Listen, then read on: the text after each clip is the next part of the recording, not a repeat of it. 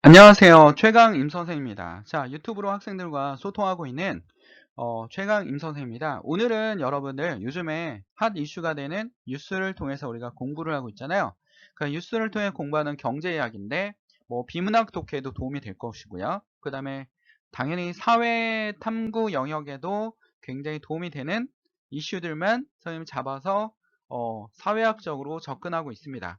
자, 부동산 가격은 왜 오를까요? 자, 요즘에 부동산이 끝없이 올라가고 있는데 이 부동산 가격이 왜 오르는지에 대해서 우리가 교과서 중심으로 그 다음에 뉴스를 중심으로 해서 선생님이 공부해 보도록 하겠습니다. 됐나요? 모두 다 화이팅!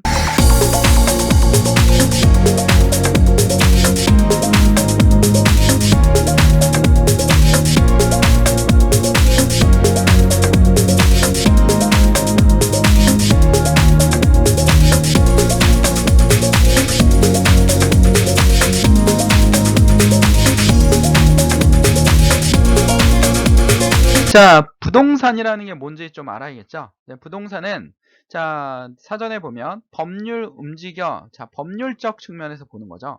움직여서 옮길 수 없는 재산, 토지나 건물, 수목 따위를 얘기합니다. 이게 뭡니까?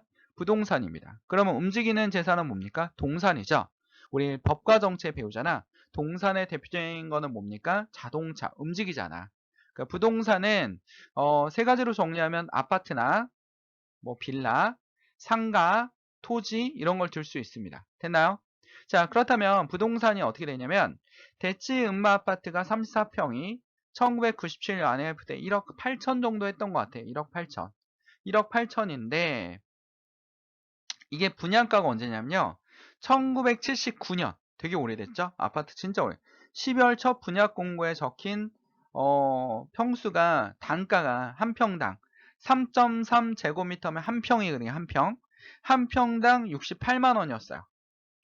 그러니까 31평이 1,800만 원이었고 34평이 2,100만 원이었는데 새 아파트인데도 당시에 가격이 높지 않다라고 써 있습니다. 당시에 뉴스에 보면 가격이 높지 않았지만 미분양이 나오기도 했다라고 기록되어 있습니다.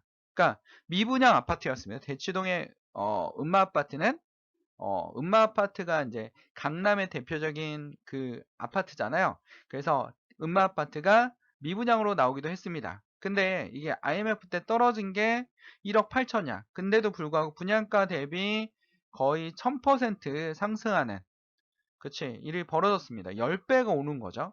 근데 현재 지금 오늘 선생님 검색해 보니까 현재 그냥 22억 정도 합니다. 그러니까 2억 1천만 원에 분양했던 게 22억.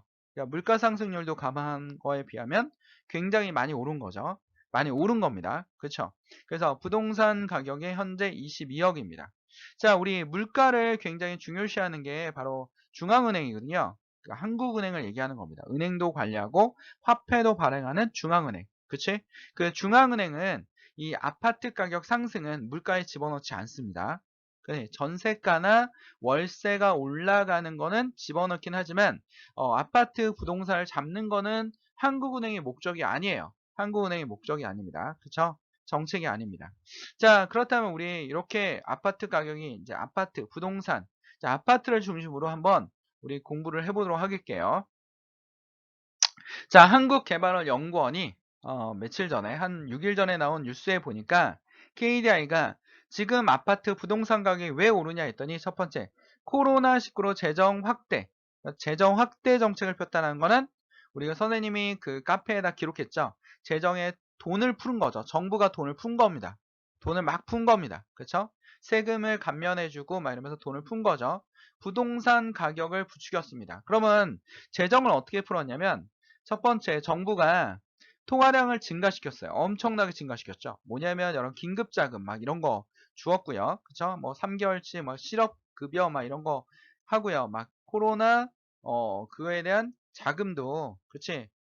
주었습니다. 그래서 시즌 통화량이 4월부터 줄고 9% 또는 증가를 봅니다. 올해 4월을 얘기하는 겁니다. 올해 사이에 통화량이 막 증가해서 돈이 막 돌고 있는 거야. 그러니까 돈이 막 정부가 막 뿌려서 가지고 돈이 도는데 어느 정도 증가냐면 전년도 대비, 작년 대비, 2019년 대비 9.5% 증가한 3,101조 6천억 원을 기록하고 있습니다. 이게 시중에 돈을 돌고 있는 거죠. 그렇죠?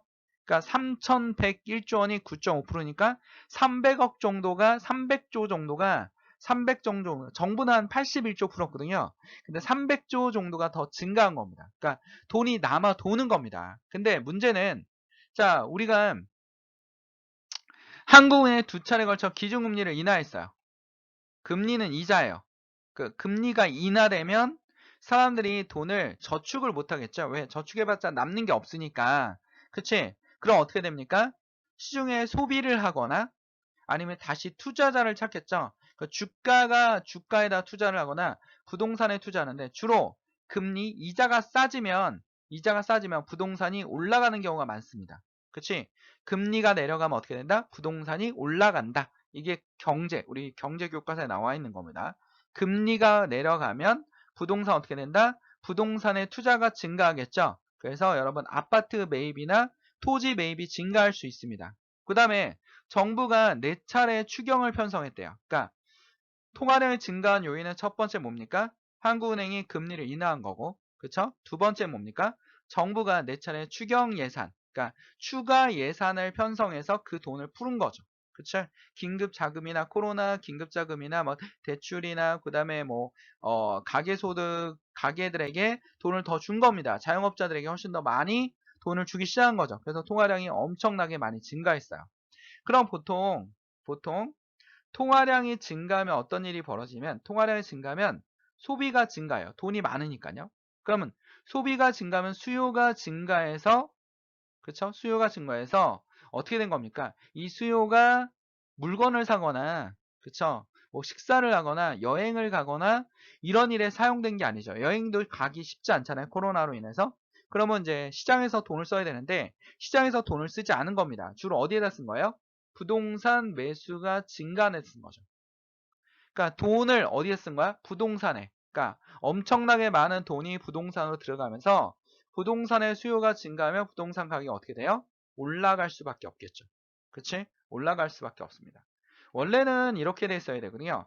통화량이 증가하면 소비가 증가하고 수요가 증가하면서 물건들이 잘 팔리는 거죠. 수요가 증가하니까 생산량이 증가하는 거야. 공장에서 생산을 증가시키는 거지. 근데도 불구하고 잘 팔리면 물건의 가치가 상승하면서 물가가 상승하고 자, 공장이 빠르게 도니까 고용이 증가해야 되는데 원래는 이렇게 돼야 되는데 이게 안 되고 자, 통화량이 돈이 많아지니까 어떻게 됩니까? 부동산 매수가 증가해서 부동산이 상승하고 있는 겁니다. 첫 번째, 부동산이 오른 것은 여러 가지 요인들이 많이 있지만 지금 한국개발연구원에서 말하고 있는 건 첫 번째, 통화량의 증가가 부동산을 어떻게 했다? 상승시켰다라는 겁니다. 자, 통화량은 뭐다? 시중에 돌고 있는 돈을 우리는 통화량이라고 할 수 있다라는 겁니다. 자, 두 번째 요인은 뭐냐면 부동산 공급이 가격에 비탄력적으로 반응할 수밖에 없는 부분이다라고 KDI 연구원이 얘기하고 있습니다. 그러니까 부동산 가격이 가격에 비탄력적, 이게 무슨 말이지? 신문기사에 나왔는데 무슨 말인지 하나도 모르겠어 라고 할 수 있을 거예요. 그치? 자, 그럼 우리 한번 봅시다. 원래 시장에는 이게 수요 곡선이잖아요. 이게 수요 곡선이고, 그치? 이게 서프라이니까 공급 곡선입니다. 그래서 수요와 공급으로 이루어져 있어요. 막 국내 쇠고기 시장이야. 그쵸? 이 시장 쇠고기 시장입니다. 그러니까 미국산 소가 전면 수입 개방되면 어떻게 될까요? 국내, 미국산이 너무 싸네? 그치? 호주산이나 미국산이 많이 들어오면 호주와 미국의 값싼 쇠고기를 많이 먹기 위해서 어떻게 됩니까? 국내 쇠고기의 수요가 감소하고, 그러면 시장 가격이 어떻게 돼요? 이쪽으로 이동하겠죠. 이쪽에서 이쪽으로 이동하겠죠. 그럼 가격이 어떻게 돼요? 떨어질 수밖에 없는 겁니다. 시장은 이렇게 움직여요. 그치? 이렇게 움직입니다. 교과서대로 보면 이렇게 움직입니다. 근데 비탄력적이라는 게 뭐냐면 비탄력적이라는 게 이렇게 나타나는 겁니다. 공급이 더 이상 안 되는 거죠. 강남 아파트 시장에 강남이란 땅이 한계가 있잖아. 그치? 그러면 강남의 공급은 더 이상 할 수 있어 없어? 없죠. 근데 강남의 사람들이 너도 나도 강남에 살고 싶어 한다라고 생각해 봅시다. 강남에 너도 나도 살고 싶어 한다라면 수요가 증가하면 어떻게 됩니까? 아파트는 빠르게 올라갑니다. 즉 앞에 나왔던 통화량이 늘어나서 돈이 늘어나고 금리가 싸지니까 강남 아파트에 투자하는 사람들이라든지 투기 세력이라든지 아니면 강남 아파트를 사고 싶어 하는 사람이 늘어나면서 강남 아파트가 급격히 증가한 겁니다. 그치? 급격히 증가. 왜냐면 공급이 빠르게 안 늘어나니까요. 그건 강남에 땅이 더 이상 아파트를 질 땅이 없는 거예요. 그래서 이게 바로 공급이 비탄력적이라는 거야. 그러니까 곡선이 이렇게 돼 있으면 이렇게 일직선이 되면 더 이상 공급할 수 없는 거. 부동산이죠. 부동산. 부동산. 또 뭡니까? 그치? 골동품. 피카소의 그림. 공급이 돼요, 안 돼요? 피카소가 죽었기 때문에 공급이 더 이상 안 되지. 정품은 공급이 안 됩니다. 그런 것들은 어떻게 돼요? 더 이상 공급이 되지 않는다라고 해서 일직선 90도로 그냥 서버리는 거야. 이렇게 딱 90도로 딱 있는 거야. 그러면 더 이상 공급이 안 돼. 이게 공급이 되려면 어떻게 됩니까? 10층 아파트를 30층으로 만들어야 되잖아요. 10층 아파트 30층을 만들면 공급이 이렇게 늘어날 수는 있어요. 그러나 수요만큼 늘어나지 않죠. 수요는 지금 움직일 수 있기 때문에 자 이렇게 이동합니다. 그럼 어떻게 돼요? 빠르게 다른 물건에 비해서 굉장히 빠르게 똑같이 수요 곡선이 늘어나도 얘는 가격이 요만큼 올라가지만 요만큼 올라가죠. 요만큼 올라가지만 얘는 어떻게 됩니까? 자 봐봐 다시 지우고 깨끗하게 해볼게. 얘는 똑같이 움직여도 어떻게 됩니까? 가격은 굉장히 빠르게 움직이죠. 빠르게 움직입니다. 가격이. 얘에 비해서 수요 곡선이 좀만 움직여도 가격이 굉장히 빠르게 움직여요. 그치? 그래서 가격이 빠르게 올라가는 거야. 그래서 부동산은 더 이상 공급할 땅이 없다라는 거야. 강남만 봤을 땐 더 이상 없죠. 그러니까 공급할 땅이 많은 지역일수록 어떻게 됩니까? 지역일수록 부동산 가격이 빠르게 올라가지 않죠. 그치? 그럼 부동산 공급이 어떻게 될까? 여기 공급할 수 있어. 그럼 이렇게 올라가겠죠? 이렇게 기울어지겠죠? 공곡선이 이렇게 기울어지겠죠? 공급이 가능한 지역이 있어. 라고 하면 이렇게 기울어지죠. 그치? 근데 공급이 안 되네. 강남. 그럼 강남의 땅을 부동산을 살 수 없네. 그럼 분당. 그치? 판교. 판교도 너무 비싸? 그러면 어디로 가? 용인. 용인이 그래도 강남에 진출할 수 있는 지역입니다. 강남이 중심이잖아요. 부동산은. 강남이 중심. 강남이 최고 비싸진 않지만 아파트 가격이나 주거를 할 수 있는 지역은 여러분 명동이 아니란 말이야. 중구나 종로 이런 도심이 아니란 말이야. 중심 업무지구인 도심이 아니기 때문에 이런 지역에 여러분 어떻게 됩니까? 하죠. 그치. 중심 업무지구는 너무 비싸기 때문에 거주하기가 힘들어요. 근데 거주 지역에서는 부동산 가격이 강남이 상당히 비싸죠. 비탄력적. 이게 바로 비탄력적으로 반응할 수밖에 없는 부분이다. 부동산은 공급 가격에 비탄력적으로 반응하기 때문에 조금만 수요가 늘어나면 가격이 빠르게 오른다라는 거죠. 됐나요? 됐습니까? 그러니까 만약에 수요곡선과 수요곡선이 이렇게 완경사를 보이거나 자 이렇게 공급이 완경사를 보일수록 이거 언제든지 공급이 가능한 거. 수요가 있어? 그럼 공급 바로. 공산품 같은 게 이렇게 나타나거든요. 공산품, 공장에서 만든 물건들 이렇게 나타난단 말이야. 그치? 그럼 공산품이 이렇게 나타나기 때문에 어떻게 되는 거? 언제든지 공급할 수 있어. 라기 때문에 이런 걸 우리는 탄력적이라고 얘기할 수 있는 거죠. 그쵸? 탄력적입니다. 이런 탄력적인 제품들은요, 세일을 많이 해요. 봐봐. 수에서 탄력적이다 하면 어떻게 됩니까? 이렇게 가격 조금만 내려도 어떻게 됩니까? 그치? 거래량이 엄청 증가하죠? 그러니까 요만큼 가격을 내리면 이만큼의 거래량이 증가해서 어떻게 됩니까? 그치? 세일을 하는 거야. 이익이 나니까. 그치? 그럼 백화점 막 붙여놓잖아. 고객님의 은혜에 감사해서 이번에 대박인 세일을 하겠습니다. 그치? 겉으로는 고객님의 은혜에 감사하지. 왜? 가격을 내리면 엄청나게 판매량이 증가해서 우리가 부자가 될 수 있기 때문에 세일을 하는 거라고 얘기할 수는 없잖아. 그치? 그게 바로 가격의 비탄력성이에요. 탄력적이죠. 탄력적일수록 가격을 내려서 어떡합니까? 팔아먹는 거죠. 근데 부동산은 여러분 어떻게 됩니까? 지금 공급에서 완전 비탄력적이다. 공급에서 완전 비탄력적입니다. 그치? 공급에서 비탄력적인 걸 보이고 있죠. 이렇게 보이고 있습니다. 이해됐나요? 이해됐습니까? 그러면 여러분 지금 옆에서 이거는 여러분 이것도 수요에서도 굉장히 비탄력적이고요. 공급에서도 굉장히 비탄력적입니다. 이런 건 뭐냐면 완전히 이게 부동산처럼 공급이 느린 거야. 공급이 느리고 그쵸? 수요는 반드시 해야 돼. 반드시 사야 돼. 생필품, 먹고 사는 거 막 이런 거 반드시 사야 되잖아요. 그치? 이런 거 꼭 사야 되는 거. 이런 수요가 이렇게 나타나고요. 아까처럼 뭐 안 사도 되는 거, 그치? 사치품은 이렇게 나타나죠. 수요 곡선이 이렇게 나타납니다. 그치? 그래서 여러분 사치품을 대체로 뭐 합니까? 세일하는 거야. 명품 조금만 가격 내려도 그냥 매장 앞에 줄이 엄청나게 올라가 있잖아. 그치? 그치? 매장 앞에 엄청나게 올라가 있습니다. 그쵸? 근데 여기는 자, 이건 꼭 사야 되는 거고, 그 다음 뭡니까? 공급이 느려요. 이거 뭐냐면, 농수산물, 배추, 양배추. 양배추 가격 폭등해가지고, 그치, 몇 달 전에 얼마였습니까? 그치, 태풍 지나고 나니까 양배추 가격이 보통 양배추가 하나에 막 2,000원, 3,000원 정도 했는데, 이 농산물이 태풍 지나고 나니까 어떻게 됩니까? 양배추 한 개당 막 10,000원, 20,000원 올라가고, 그치? 공급이 안 되니까 빠르게, 그치? 공급이 안 되니까 이게 공급이 줄어들고 이렇게 하면 어떻게 됩니까? 가격이 폭등하는 거죠. 폭등하는 거야. 공급 줄어들고 수요 증가는 폭등하는, 양배추 가격이 엄청 올라가는 거죠. 그쵸? 애호박 가격이 원래 한 개당 1,000원 막 이랬는데 태풍 지나고 나니까 애호박 하나가, 애호박 1,000원짜리 하나가 막 6,000원, 7,000원 막 이렇게 가는 거야. 이 농산물이에요. 이렇게. 농산물. 이것도 비탄력적인데 이거는 완전 비탄력적입니다. 강남 부동산은 완전 비탄력적이니까 폭등할 수밖에 없죠. 부동산은 폭등할 수밖에 없습니다. 그래서 지금 여러분 KDI 연구원에서 얘기하는 건 첫 번째, 코로나19로 인해서 어떻게 됩니까? 통화량이 증가했고, 그쵸? 통화량이 증가한 이유는 뭐니까? 중앙은행이 금리를 내렸어요. 그치? 그 다음에 추가 경정 예산을 4번이나 엄청나게 예산을 해서 정부가 돈을 막 푼 거죠. 이걸 확대 재정 정책이라고 그래요. 확대 재정 정책을 한 겁니다. 그래서 확대 재정 정책으로 통화량이 증가한 걸 우리는 유동성이 증가했다. 자본의 유동성이 증가했습니다. 시장의 유동성이 증가하면서 어떻게 됩니까? 돈이 많이 나타나고 있는 거죠.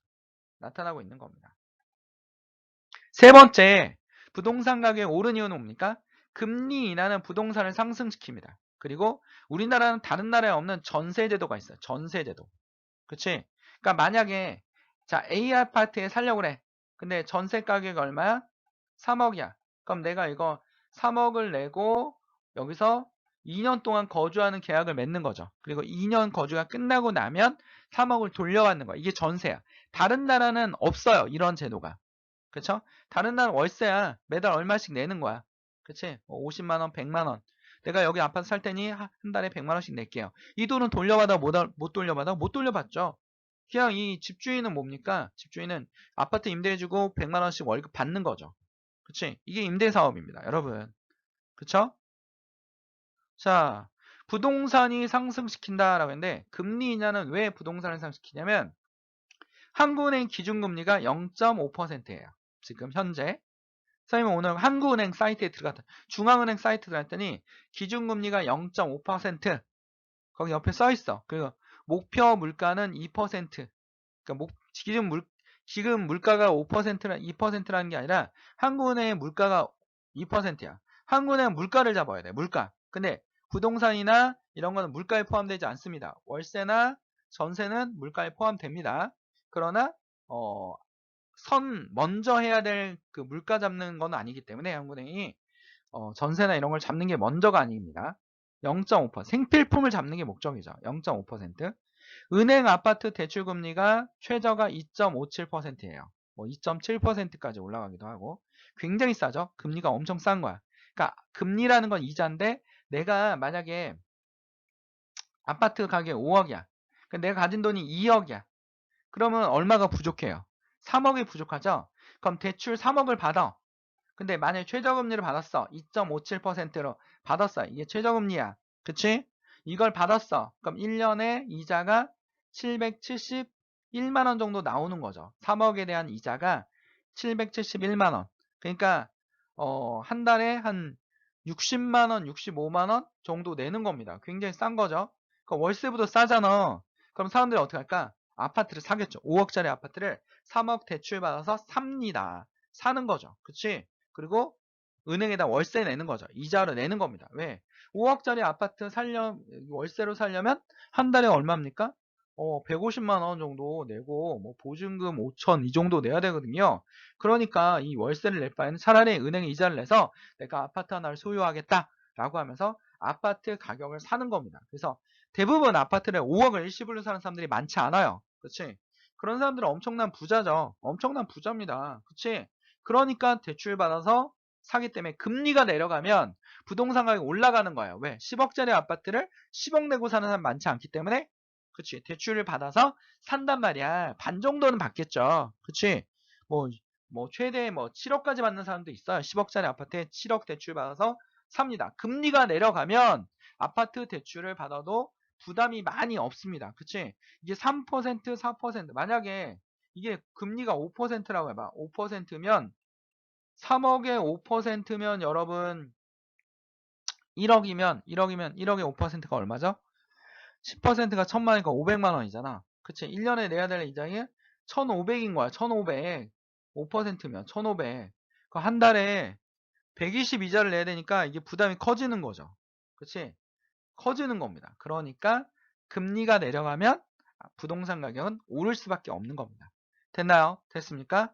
자, 그래서 여러분 신문 기사에 나와 있는 금리가 KDI가 신문 얘기한 걸 신문 기자들이 써놓은 걸 가지고 선생님이 부동산을 해석을 했습니다. 됐나요? 그러면서 우리가 공부하는 교과서에 나와 있는 경제 공부도 익혔습니다라는 거죠. 그렇죠? 비문학 독해와 경제에서 시험 문제 출제될 확률이 굉장히 높아지고 있습니다. 됐나요? 됐습니까? 구독, 좋아요 해주시면 선생님이 힘이 됩니다. 선생님은 여러분에게 힘이 되도록 최선을 다하겠습니다. 화이팅!